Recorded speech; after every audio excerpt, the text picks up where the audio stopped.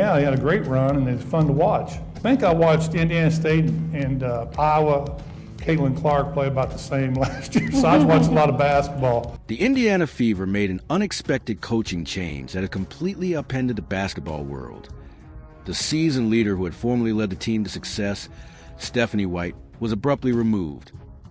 And no one else takes her place than the legendary Larry Bird, whose name alone makes people shudder across sports history.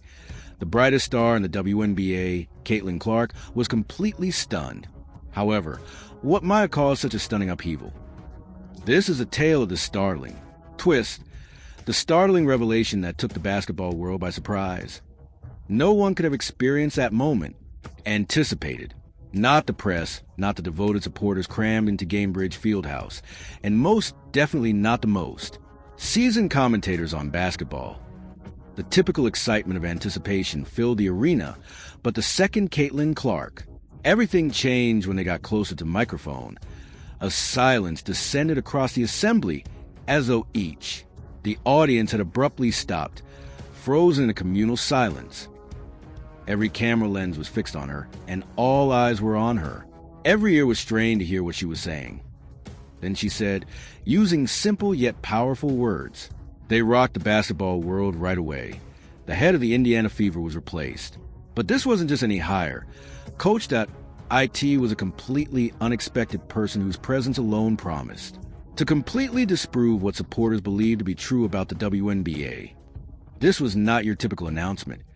This was a profound alteration that went beyond a straightforward team update or standard organizational change. Broad ramifications. A situation that might change the fundamental structure of women's professional basketball. The ramifications were astounding. The conventional limits of player influence, organizational decision-making, and strategic leadership were being updated in real time.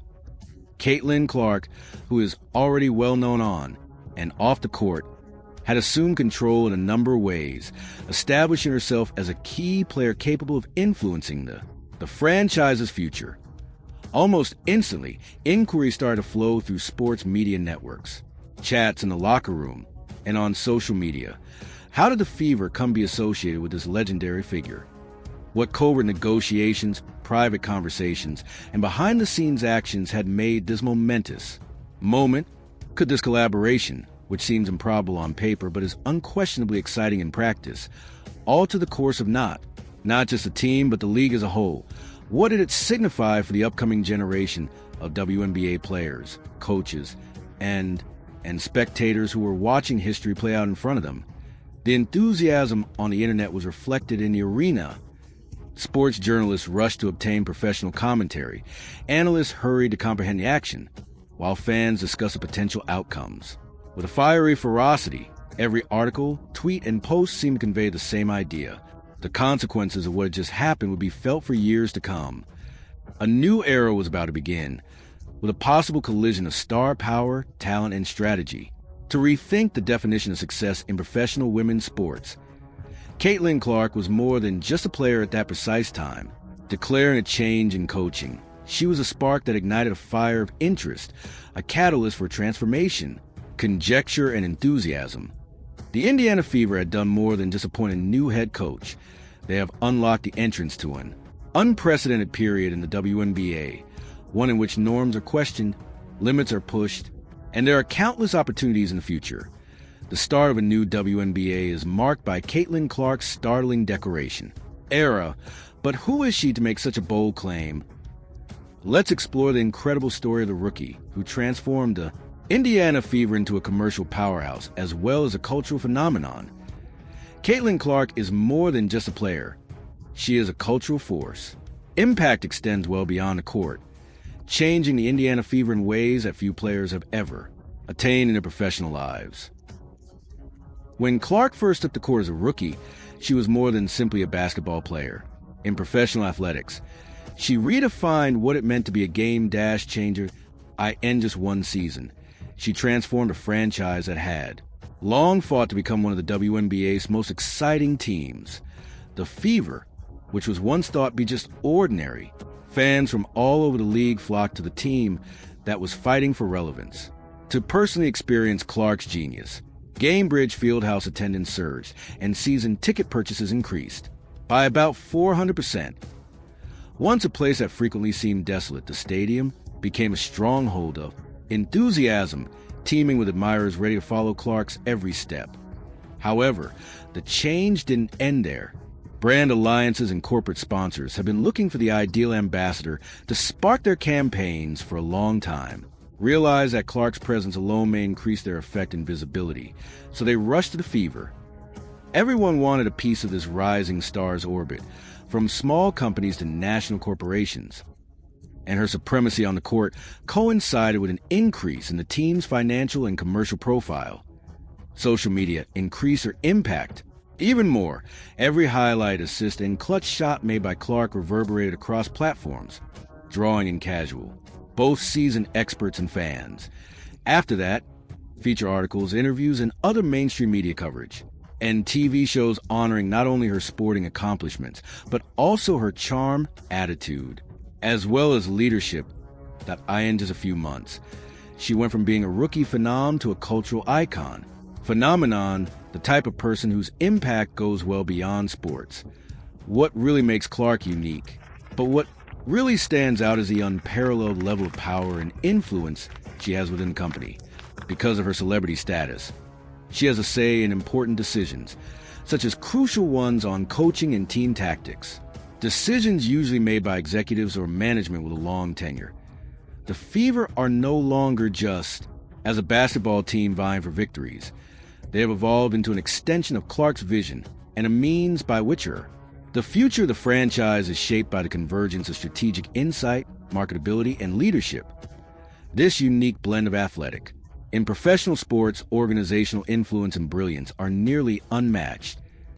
Clark's capacity to attract attention, motivate supporters, and influence operational choices, positioning her as both the Fever's face and a driving force that can revitalize the team's identity. She is changing the rules rather than just playing the game, combining the domains of commerce, culture, and sports into a single captivating story. Caitlin Clark has changed the Indiana Fever from a faltering team to a formidable force on and off the court, making a lasting impression that few novices could ever hope to do. The genius of Caitlin Clark goes, it's a cultural phenomenon that extends beyond basketball. But has she reached her full potential? Has her coaching really caught up? Her remarkable ability. Let's now examine the reasons behind the differences between Clark's and Stephanie White's coaching styles. Game and increases Indiana's stress. Caitlin Clark raises her voice. Many people hold Stephanie White in high regard as a competent basketball coach. However, some contend that Caitlin Clark isn't the best person to guide her. Appropriate fit. This isn't a criticism of White's coaching qualifications. She's obviously successful. However, a growing sentiment that her strategy might not mesh well with Clark's innate playing style. Take a look at Clark's own thoughts to see why. During a podcast conversation with Sue Bird, she candidly talked about the difficulties of performing under White's system. Clark emphasized that even though she's played at a high level, recording 32 points and 9 assists and 8 rebounds in a single game, she occasionally encountered limitations that reduced her effectiveness. In one noteworthy encounter with Clark believed that her instinct-driven style was suppressed in New York, especially when she was forced to make safe plays instead of the high. She thrives on aggressive maneuvers and IQ. She remembered times when she was on the verge of a triple-double, but was restrained or gently chastised for taking calculated chances that might have prolonged her teams, led, or inspired the audience. She cited a close fourth-quarter in which she made a turnover as an example, but was benched right away for what White considered to be a teaching moment. Clark clarified that these instructional, her natural flow, which depends on instinctual choices and momentum-driven play. For her, the goal of basketball is to maximize possibilities rather than minimize mistakes, taking calculated chances and having faith in her skills in the moment. Additionally, Clark complained about White's propensity to slow the game at crucial situations. White's approach frequently tilted in favor of the Fever when it had a sizable lead, rather than taking advantage of open possibilities for high-percentage baskets in the direction of time management.